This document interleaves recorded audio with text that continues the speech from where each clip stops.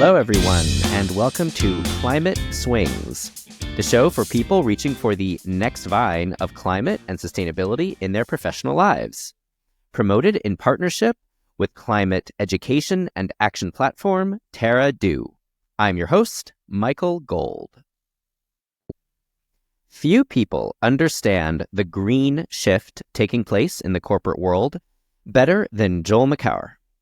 Joel is co-founder and chairman of Trellis Group, formerly known as GreenBiz, a news, content, and events company sitting at the intersection of business, technology, and sustainability. His decades of experience in this space have been marked by a number of unexpected swings, from his beginnings as a workplace health reporter to becoming one of the first journalists to cover corporate sustainability, to his current diverse slate of projects, including one helping the music industry go green. His opinions on what it means to have a green job, among other topics, are thought-provoking, to say the least.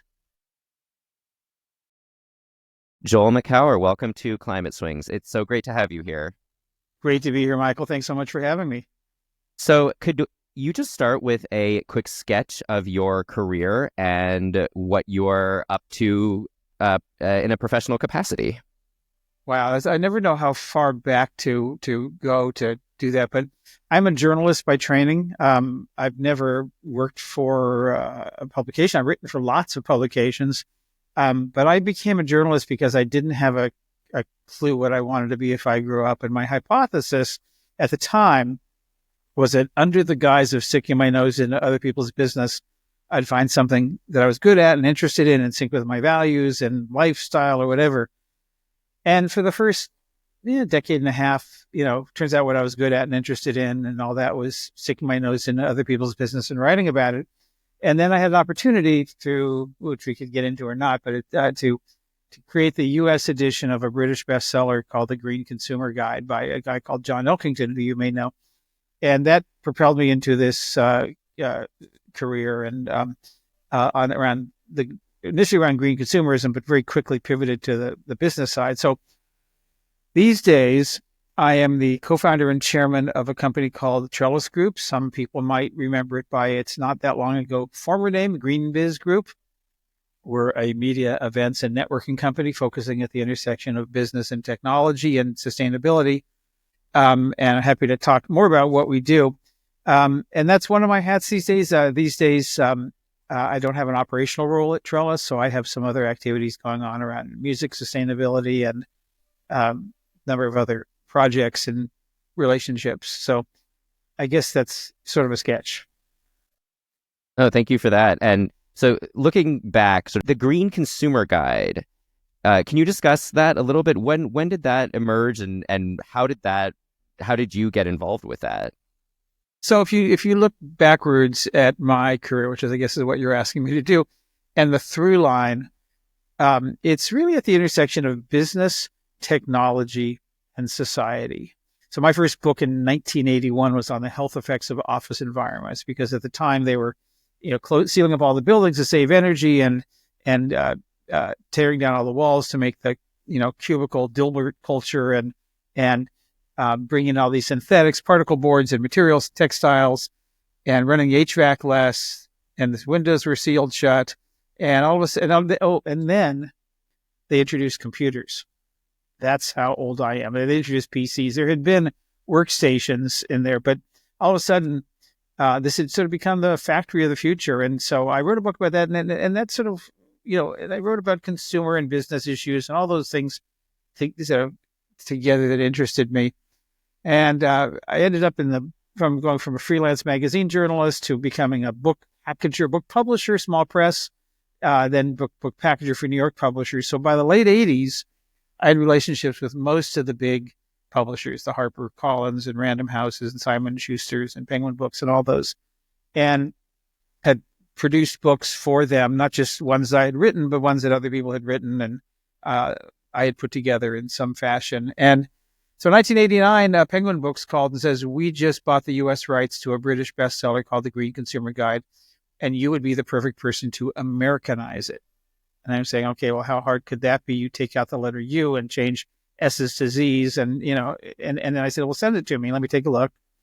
And they did. And I said, And now, this isn't really appropriate for U.S. audiences. You'd almost have to write a whole different book. And they said, okay, write a whole different book. And I did. And it was published in early 1990 in the big run up to Earth Day 1990, which was a huge media event back when we had, things like that as media events. And there were TV specials, and every magazine had the Earth on its cover. For your younger listeners, magazines are like big papery blogs. And I was very quickly became an expert on green consumer issues. At least the media thought that. And I soon thereafter had a weekly syndicated newspaper column in about 90 papers called The Green Consumer. And I was preaching the gospel of every time you open your wallet, you cast a vote for or against the environment, and the marketplace isn't a democracy. It doesn't take 51% of people voting. That was before I knew that in a democracy, it didn't take 51% of people voting, but I digress. And then I wrote some more books and things about the green consumer issues. And then I realized two things. One, there was no green consumer movement in the U.S. As I looked over my shoulder, I realized I was kind of standing there by myself. I later surmised that there may have been a reason that my book was called The Green Consumer. And it wasn't necessarily me. But two, the companies I was being asked to come in and talk to about the so-called green consumer movement were themselves dealing with a lot of issues around water, waste, toxics, carbon, energy, and all those things that companies are still grappling with.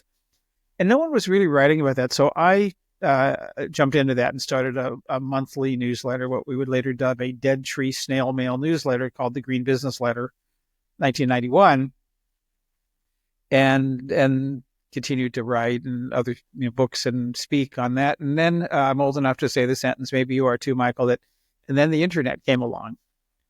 And I realized that while I always considered myself kind of an information pack rat in this new digital world, I was actually a content aggregator.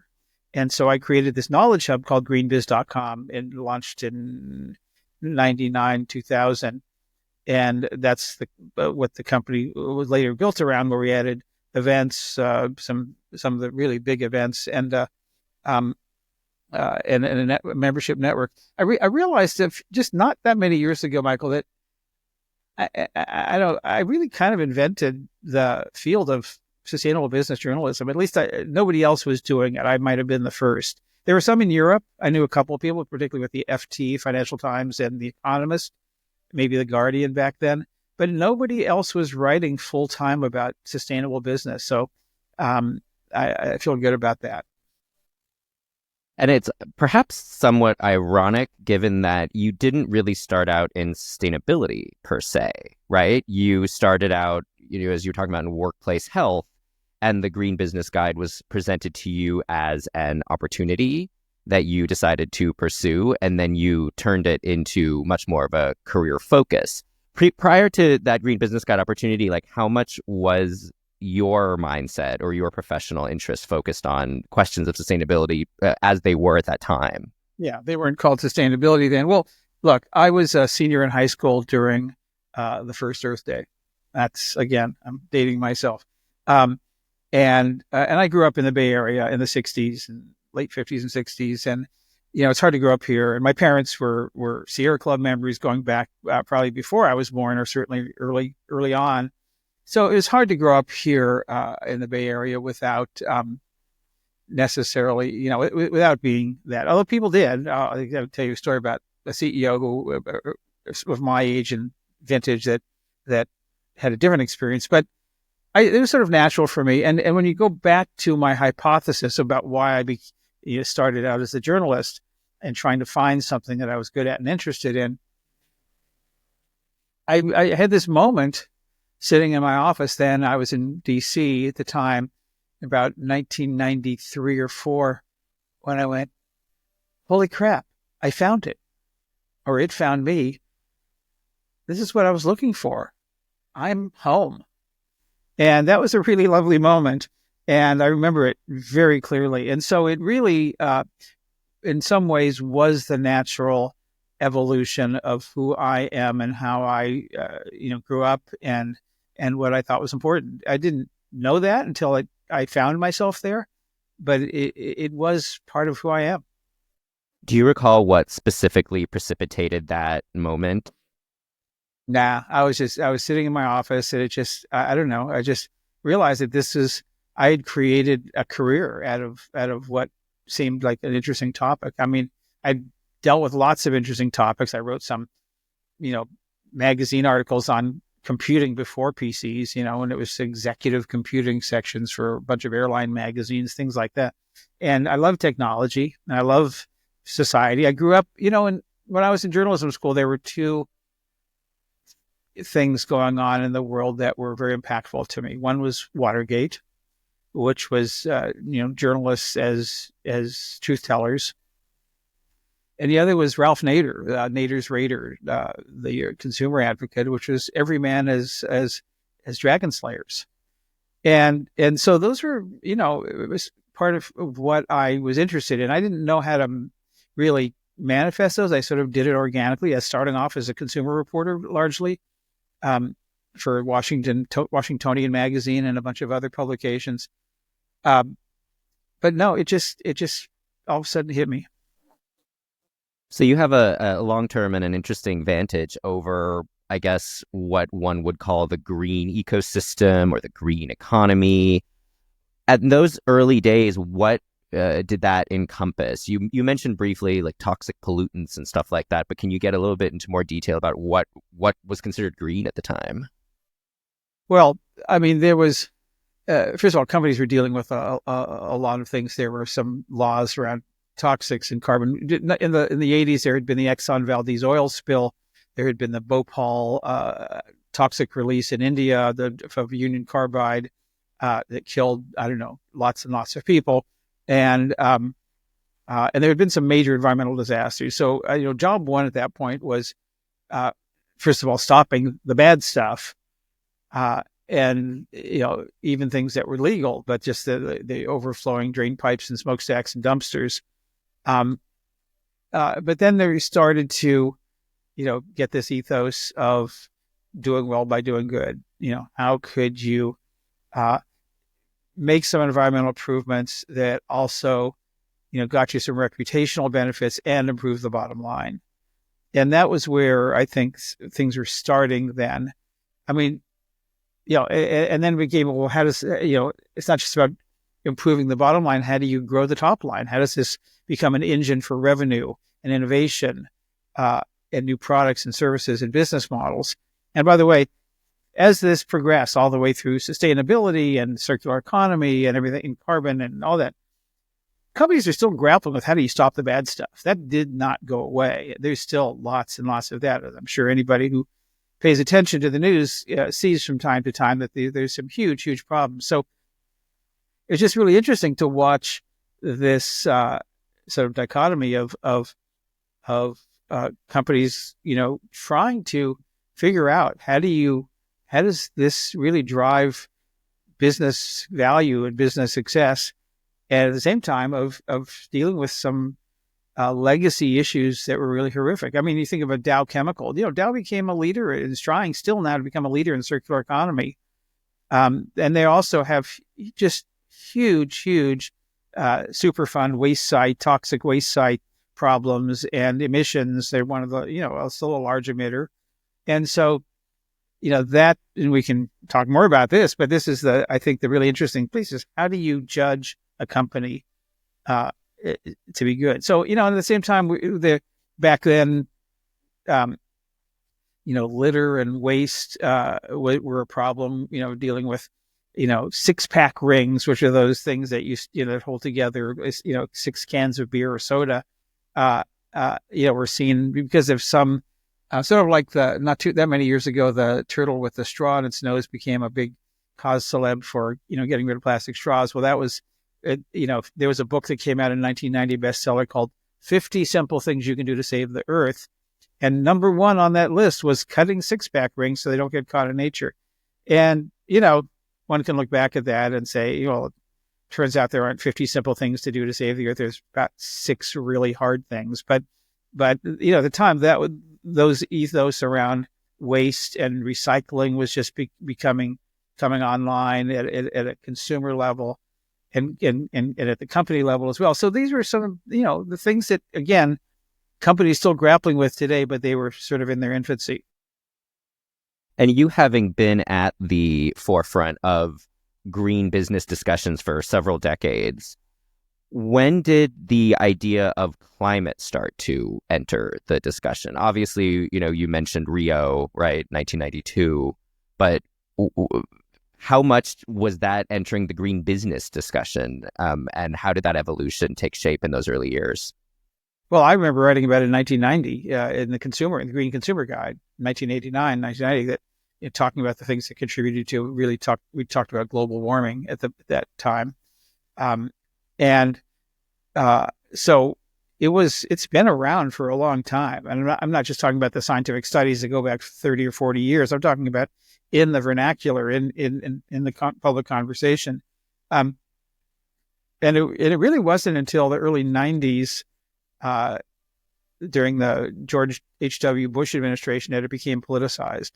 And there's some good stories about, how and why that happened.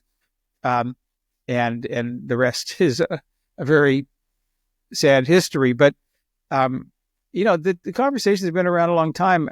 I don't know, like any tipping point, it's one thing after another, and all of a sudden you find yourself in this, like, oh my God, it's all around me. Because you could say, well, it's really been the last 5 years. You could really say it's been the last 10 or 15 or 20 years. I don't really know. I mean, maybe because I'm, been swimming in this water that I don't see it that clearly. You or someone else who may have been, less engaged in this or engaged more from the outside might say, well, it really wasn't on my radar until, 2012 or something. But this has been a very long conversation that's still taking place and still far from settled. Can you recall any instances of early corporate climate action at the time?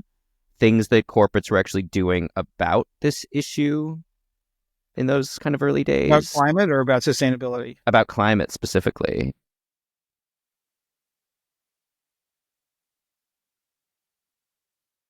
Not so much, not any big things. There were a lot of big things around waste, and which can roll up to climate. There were some, big-ish things around energy, but corporate climate commitments were not a thing until really, in the 21st century, and probably even, towards the 2010s. I'm not saying that the companies weren't doing things, but it really wasn't. There was no real game-changing thing.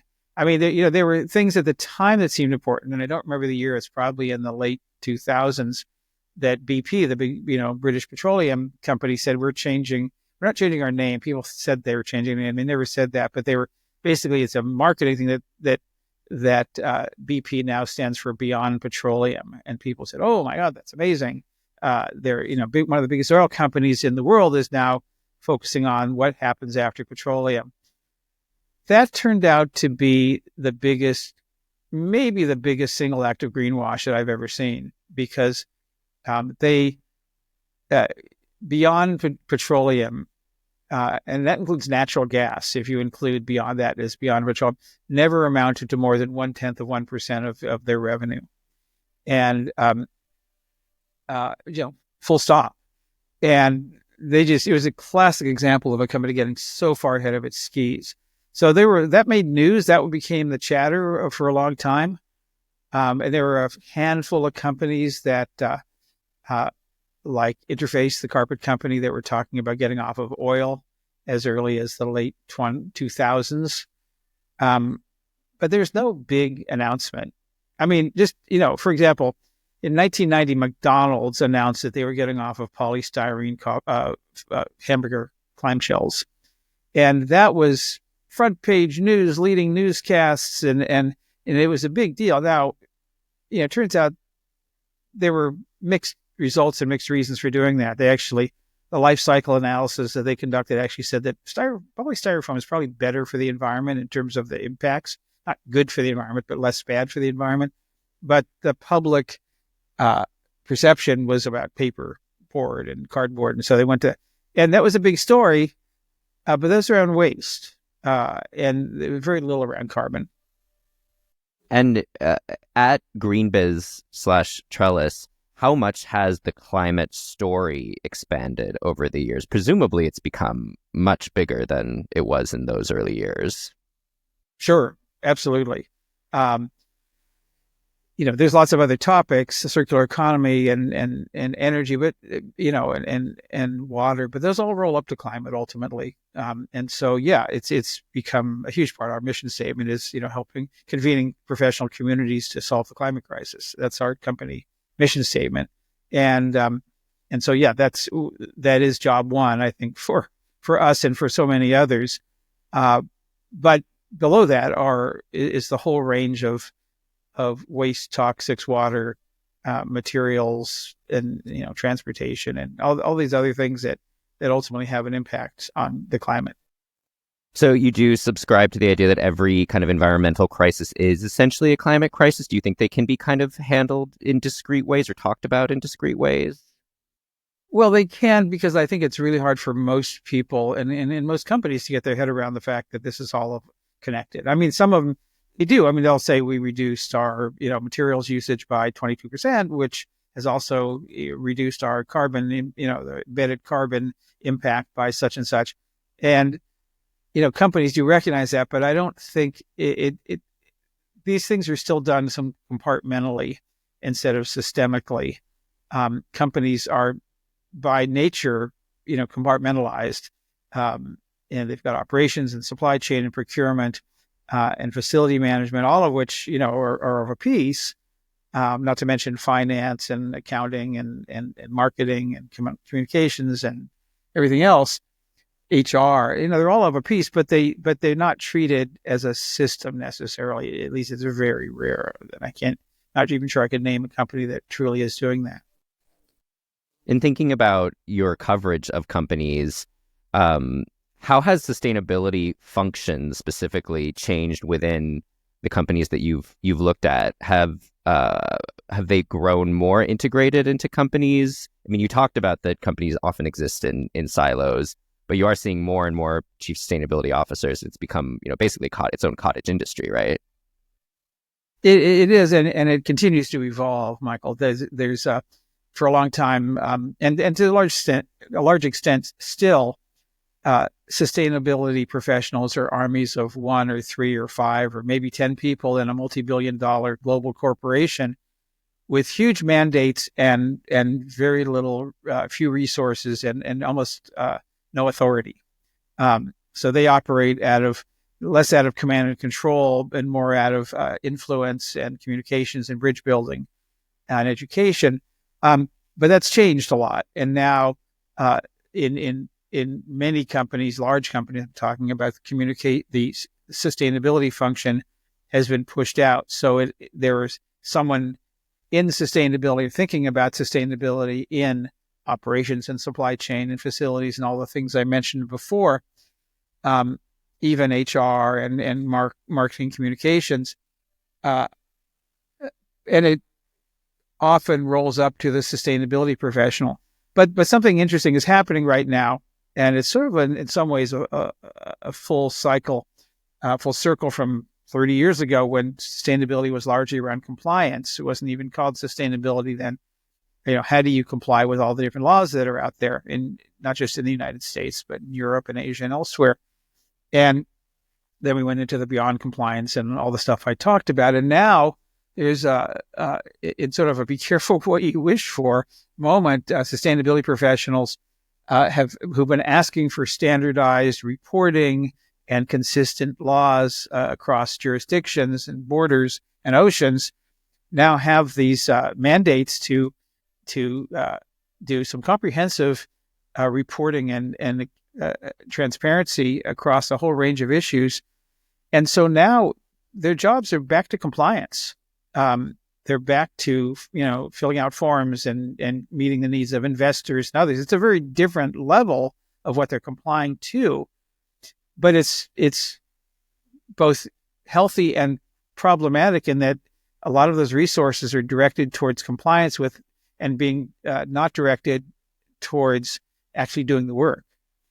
And at the same time, back to your actual question, the sustainability function, at least a lot of it, is being is moving into the CFO, Chief Financial Officer's department, because it is about complying with legal mandates and the kinds of things that CFOs do around, in the United States, 10Ks and other things that they have to file with the Securities and Exchange Commission or the IRS are now being asked for on around sustainability performance and metrics and goals and commitments and things. And so that's a change that's just really getting going. So I think we're going to continue to see those things shift. And another aspect of corporate sustainability, the way, at least from my vantage, for a long time has been corporate social responsibility, like the CSR department, right? Are you still seeing that as being a major plank of corporate sustainability? Is it kind of being subsumed into sustainability functions, or is it still kind of separate and does a lot of philanthropy and stuff like that? Well, CSR is obviously a vague term, as is sustainability, but it really is different in lots of companies. In some cases, it's much more around philanthropy and volunteerism and community engagement. And in other companies, it's around human rights and fair labor practices and much more significant, I'd say, issues. And so, again, things continue to shift around, and I have and I know people who have been professionals in big companies whose titles and departments have changed many, many times over the past 10 or 15 or 20 years. And in what it's being called it may be different from what it was called, in the past, but it's in some ways essentially the same thing. So I don't think, I think what CSR, corporate social responsibility, is about certainly hasn't gone away. There are far fewer people who have CSR in their job titles. There are far fewer companies that have a CSR department. I think it's being integrated. Human rights needs to be part of supply chain.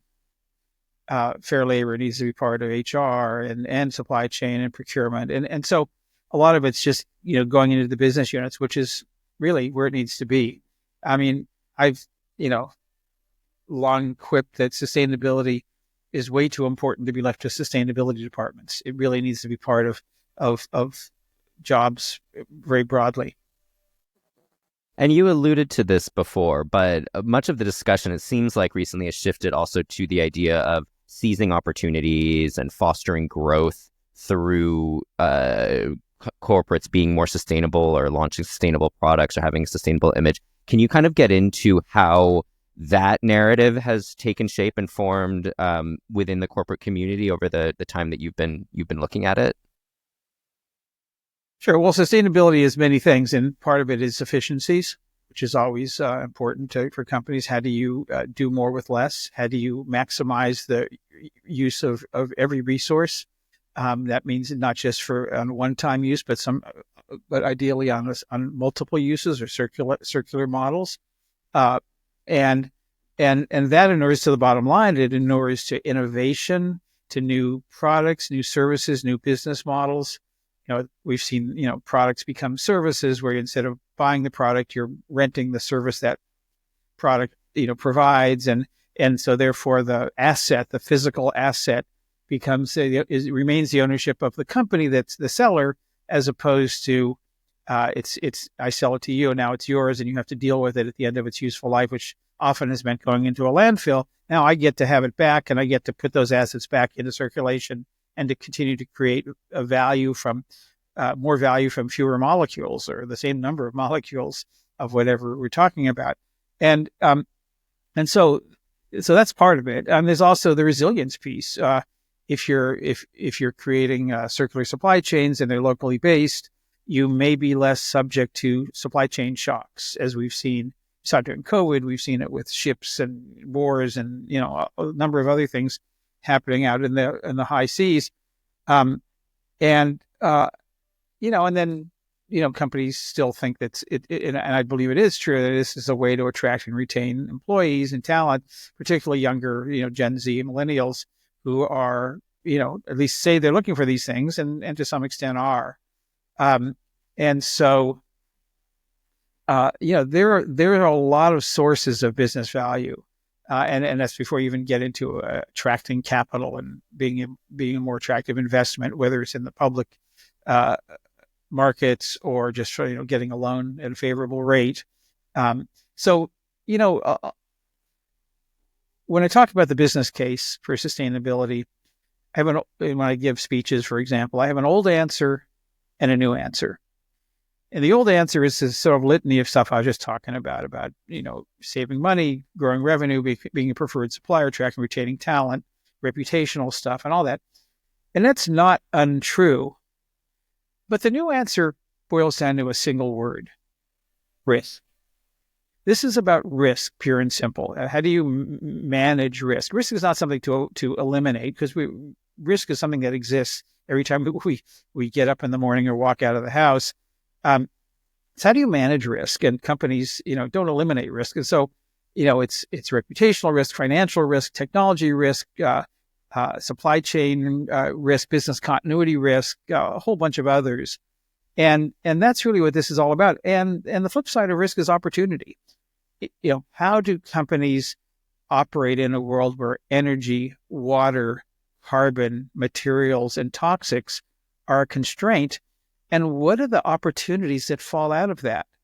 And those are really, really interesting conversations, Michael. And I think that's what, leadership companies are thinking about.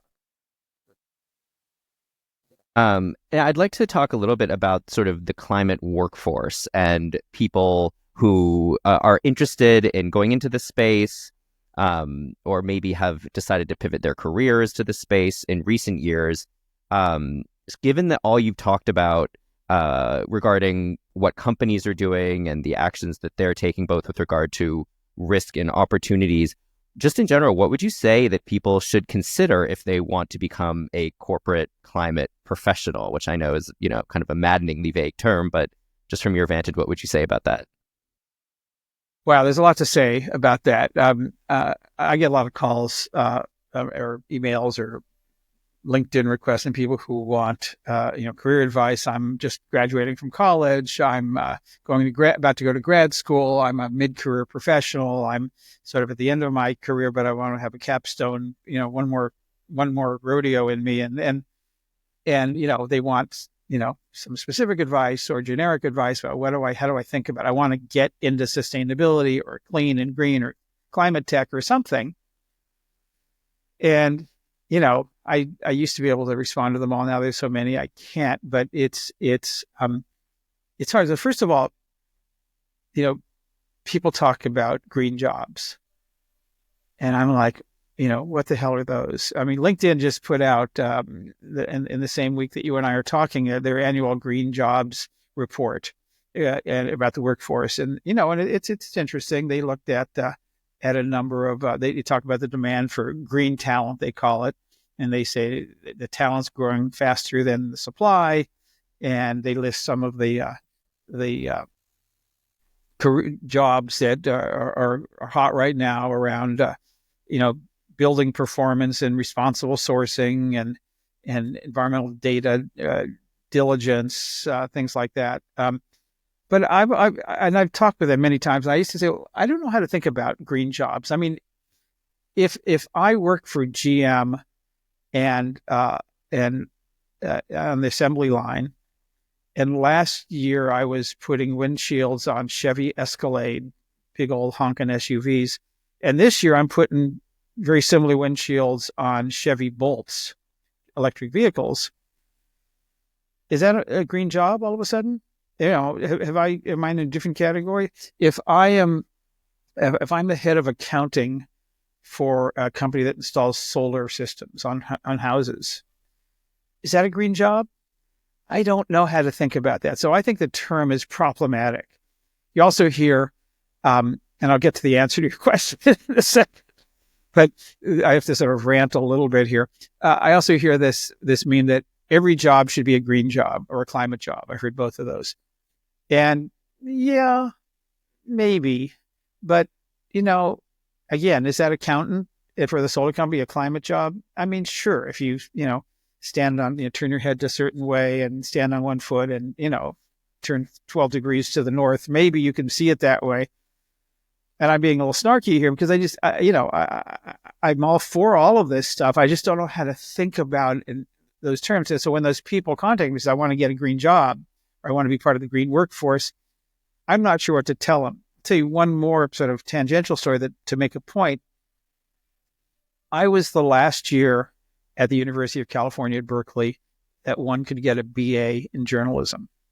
They abolished the undergraduate program at that point, not because of me, but they basically said, look, if you want to be a journalist, yeah, you can take writing courses, and ultimately after graduation, you can get a master's in journalism, but go learn something.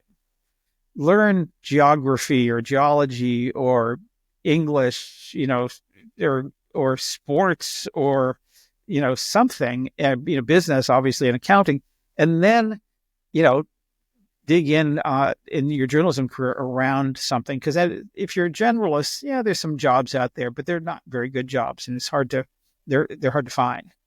And I think that's really true of sustainability. If you want to be in sustainability, whatever that means to you, yeah, apply your skills, whatever those are, and then you can go learn something, and then you can scratch your green gene and figure out how to apply it. But those jobs, pure play green jobs, are hard to find, at least the way most people define them. Again, I'm not talking about the accountant or the windshield installer, and so. But they're out there, and so figuring out, how do you do project management for a company that's installing wind turbines or doing land mitigation, toxic mitigation on land use, or any number of other things that are out there. How do you apply communications skills? Or whatever it is. And I think that's the hard part. So I never know what to tell people, Michael, in terms of, how do you get these jobs? The pure play ones are hard to find. A lot of the ones that seem sexy are really just another drudgery job, accounting and filling out forms and, making stuff happen. When it's supposed to happen, project management kinds of things. And you may feel good about the work you're doing as opposed to doing something that's destructive. That's a beautiful thing. But I do think people need to go in with their eyes wide open. There are a lot of opportunities, as LinkedIn said, and this is the Global Green Skills Report 2024. You can look it up. It just came out, election week here in the United States. And they talk about, utilities industry and construction industry, manufacturing industry, and technology industries and information industries, and they talk about some of the specific, green skills and job titles that they're seeing in the millions and millions of job postings that go through the LinkedIn platform. And that's really helpful information.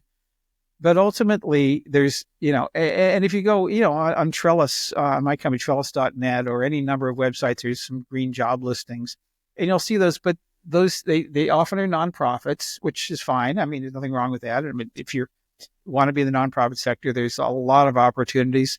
Some of those are, frankly, fundraising or sales in the private sector, and may or may not be exactly the thing you're looking for.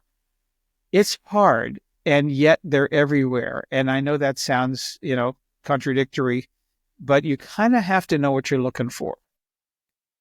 So it's basically have a trade, have some kind of profession, and then figure out a way to greenify it, figure out a way to inject sustainability into that, which is, in a way, sort of what you and I have both done with our, your journalism, my communications work, et cetera, right? You said it better in 40 seconds than I said it in 4 minutes, but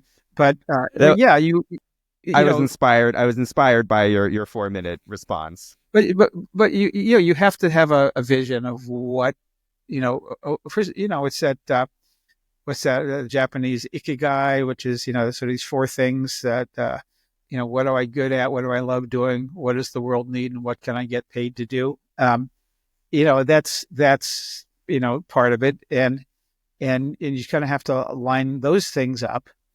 But yeah, it's like anything else. It's like if you weren't interested in sustainability or green, and you said, I need to find a job. Well, tell me more. What are you good at? What's your superpower? What do you want to be good at? Is there a sector or something that gets you, juiced in the morning that you'd love to be a part of? Is it technology? Is it people skills? You have to have a focus. And the same is true in the so-called green economy. And I guess one specific example that a lot of people probably wouldn't think of that you are also involved with now professionally is music. Musicians are not considered green jobs by any stretch of the imagination unless you're, writing pop hits about saving the planet, which I don't see much of. So can you talk a little bit about the Music Sustainability Alliance, how you got involved with that and what the sort of aims are? Sure. Well, as I've stepped back from the company I co-founded, the Trellis Group, it's funny because you mentioned this, I think before somebody I was talking to, maybe not in this conversation, but it's an old meme in sustainability people. My goal is to work myself out of a job where you don't need a sustainability person. And it's not really true, but people still say that.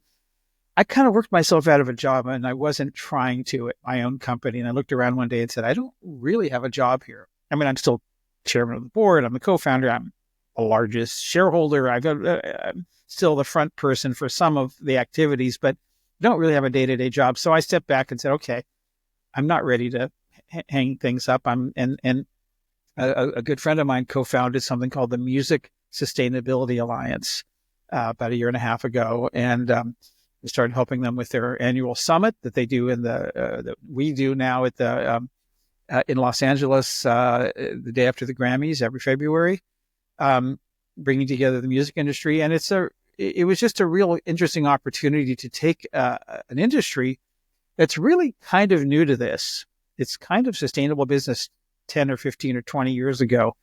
But the idea is the Music Alliance is an industry consortium looking at how do you reduce the negative impacts and grow the positive impacts of live music performance. And when you think about it, a musician shows up at an arena or a club or a festival and like, what's the big deal? Well, you think about the logistics, the trucks, the sets, the energy, the food that's being served there, the waste of the fans, and if you've ever been to a concert and you just look at the number of red plastic cups littering the floor at the end of the night, it's just one small piece of it. And it turns out that there's significant issues that need to be grappled with and haven't been. And there's also huge opportunities. How do you create a zero waste, renewably powered Coachella or Stagecoach or festival of some sort or an event where people carpool? There's refillables instead of disposables. Plant-based foods, perhaps, is if not the only option, is available. Where the talent, the artist, is on stage, telling people to get out and vote or something, not necessarily preaching, but and not just at the event, but also in their fan engagement that they do all year long. There's a lot of potential here, and the industry's really nascent. They're just starting to figure some of this out. So it's kind of fun to be back, back to the future, back in an industry, and I have some history of the music industry. So it's kind of a sort of coming home in a certain way, and helping them sort of figure this out and creating sort of what we did at GreenBiz / Trellis, which is this community and this knowledge base and this effort to how do we do this together, this collaborative spirit. Were you in a garage band in the 80s? I wasn't in the garage. I was in what we called it, the rumpus room in my house. But I was in a band actually in the 70s, Michael. Come on. I was in Everyone was trying to be a Led Zeppelin Yeah. cover band at the time, right? Yeah. Well, I was actually, I'm misspeaking here. It's actually the late '60s. So we were, and it's in the Bay Area. So this is, Jefferson Airplane and Country Joe and the Fish and Janis Joplin and the Big Brother and the Whole Company. Anyway, yeah, that's my exhibit. I also, in a previous life, in the late '80s, produced in book and audio form an oral history of Woodstock. And I did a media tour. I was on Oprah with Country Joe McDonald and Richie Havens, and on the Today Show with Arlo Guthrie. My original interviews are now sitting in the Rock and Roll Hall of Fame Library and Archive in Cleveland, and it's a whole other story. You can go to makower.com/Woodstock, and you'll see, what was it? Younger me on Oprah and a bunch of other stuff. So your extracurricular activities are still more impressive than most of our first tier careers. Thanks for that. It's been fun. Yeah.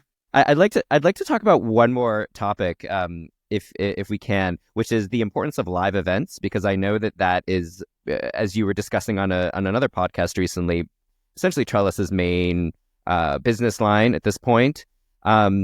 But in this era of Team and Zooms and post-pandemic and everything kind of, went virtual for a while, how do you continue to keep momentum up about the importance of live events in catalyzing change for climate?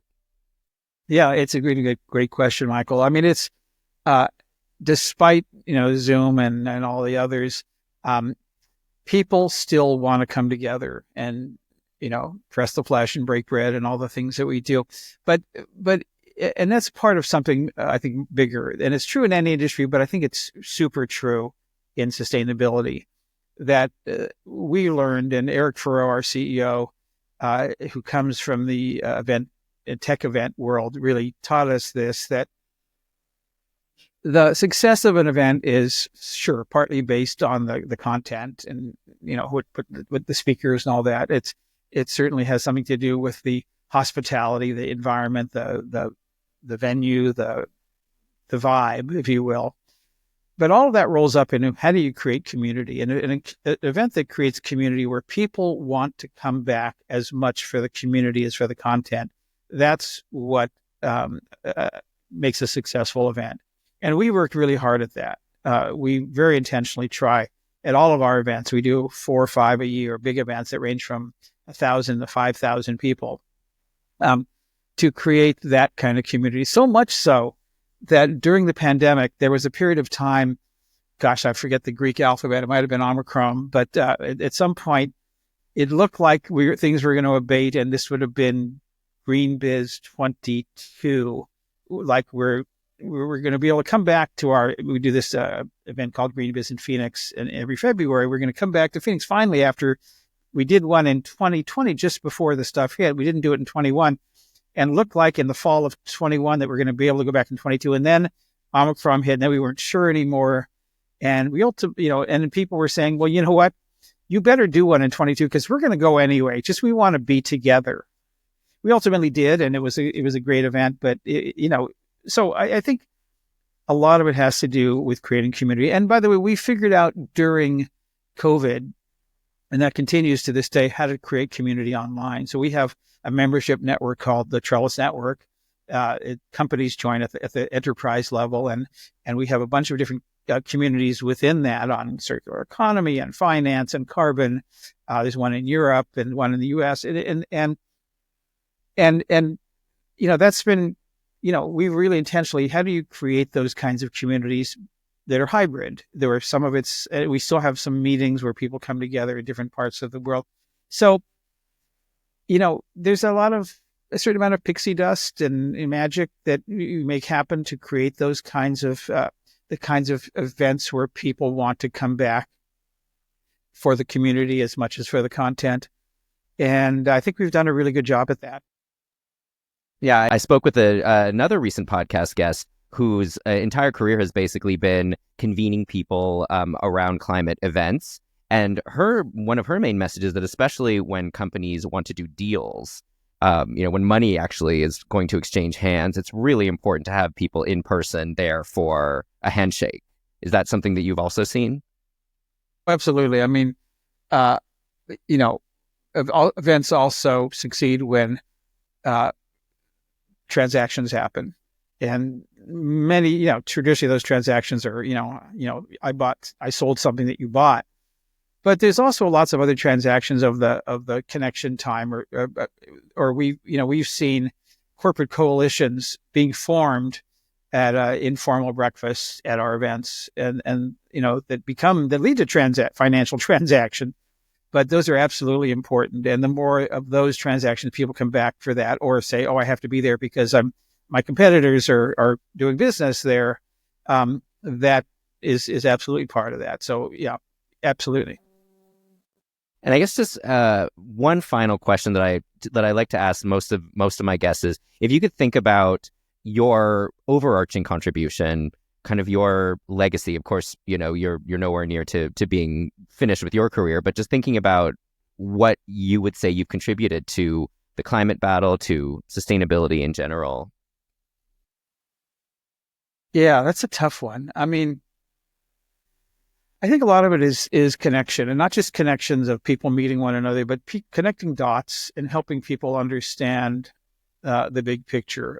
That's kind of what I've done as a journalist, as a writer, as an analyst, is helping take this incredibly complex, nuanced, politically fraught, scientifically debatable at times topic of sustainability and help companies make sense of it. My dad said something once to me.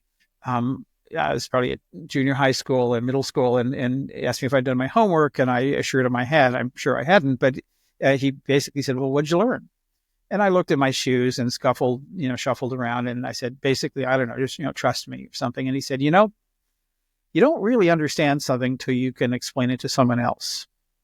And at the time, it was one of those eye roll kinds of things. It's like, stuffdadsays.com, kind of, but, and then one day I realized, A, he's right. And B, that's kind of what I do for a living. And so I think that's part of the legacy is helping people connect the dots, and to do so in a way that's not just enlightening, but also engaging, and maybe on a really good day, a little bit entertaining. And how to make this stuff, which is incredible complexity and scientific and technical stuff, but also at the same time about us, about our bodies, our families, our communities, our world, how to connect that head and heart and make this accessible to people and make them really, truly get it, whether they're trying to understand something technical or trying to understand the big picture or how to communicate something or what's really going on in this moment. And so I think as much as anything, that's the legacy. And then, of course, the connecting of people, which is oh so critical, and one of the most joyous parts of what I get to do for a living is watching those connections happen and watching relationships of all kinds, from professionals and jobs to romantic, take place, and that's just a gift. Well, I think that's a wonderful place to end our conversation. Joel Makower, thank you so much. Great pleasure, Michael. Thank you so much. Climate Swings is produced, hosted, and edited by me, Michael Gold, with promotional support from climate education and action platform Terra Do. Opinions expressed on the show are exclusively those of the guests and do not reflect the views of Terra Do, its founders, or employees. Show notes, transcripts, and other material can be found on the show website, wordclouds.consulting/climate swings. If you liked this episode, please rate and review it. Please subscribe to the Climate Swings YouTube channel, and please spread the word. Thank you for tuning in, and have a lovely day.